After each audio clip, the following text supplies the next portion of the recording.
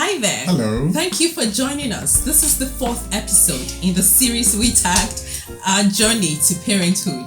If you haven't seen the other 3 videos, please get on our YouTube channel, Foundation for Family Affairs, and watch them. I'm sure you get some value from them. And do not forget to subscribe and turn on your notification bell. We've got some juicy content coming.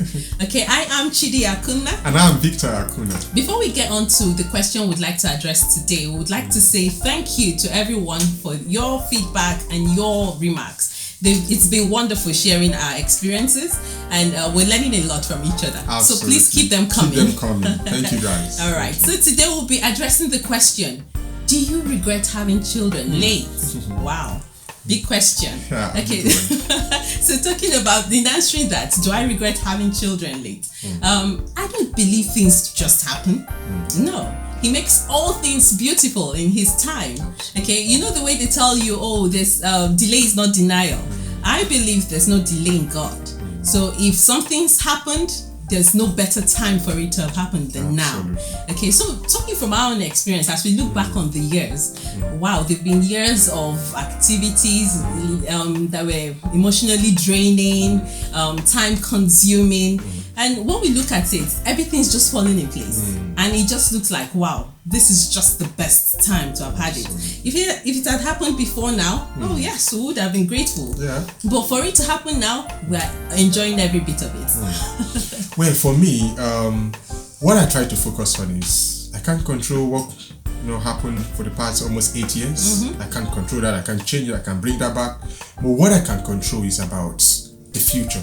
It's about being the best dad possible. Yeah. It's about building a legacy for our son. It's about being the better version of me. Sometimes I want to do something and I'm asking myself, how I'm handling this, if my son hears about how I'm handling it, how is he going to be proud of it? How is he going to perceive me? So it's helping me to call myself to a higher standard. So for us, we're not focusing on what we cannot control. We can't bring those years back. We're thinking of what can we do going forward? It's stretching us. How can we be a better version of ourselves? How can we make a better life, for our son? And it's been amazing.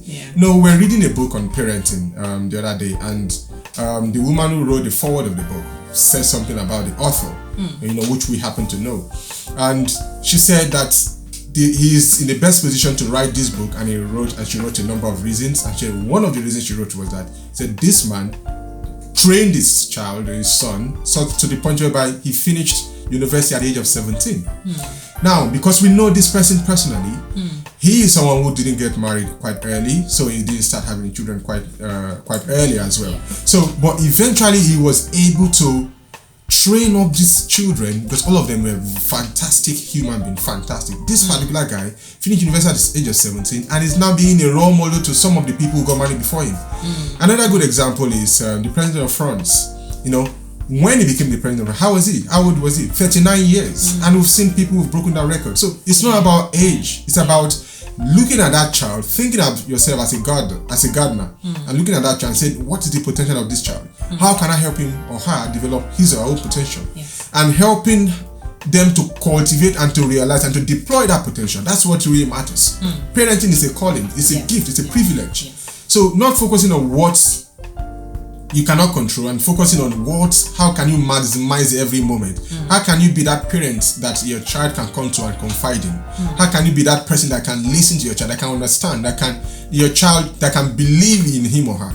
That's what we've been called to do. We've been called to be role models, and that's what I'm focusing on. That's what we're focusing on. We just want to focus on that. Yeah. All right. So we hope you've got some value. Do not forget to leave us some comments. Let's know what you think. Share your experience with us. Okay, and if you would want to do it on a more private format, you can contact us on info@foundationforfamilyaffairs.org. We've got a lot of emails coming. Absolutely. Keep them coming. We're enjoying reading them. Okay, let me just quickly say something. And if you would like you to share this, if you think this is going to be of help to someone who is thinking they've lost time or they things did not work out the way they planned, share this with them and use it to encourage them. Send it to your WhatsApp contacts and let's help the world spread together. The word. Spread the word. All right. Until we come your way again, it's goodbye from us. Bye bye.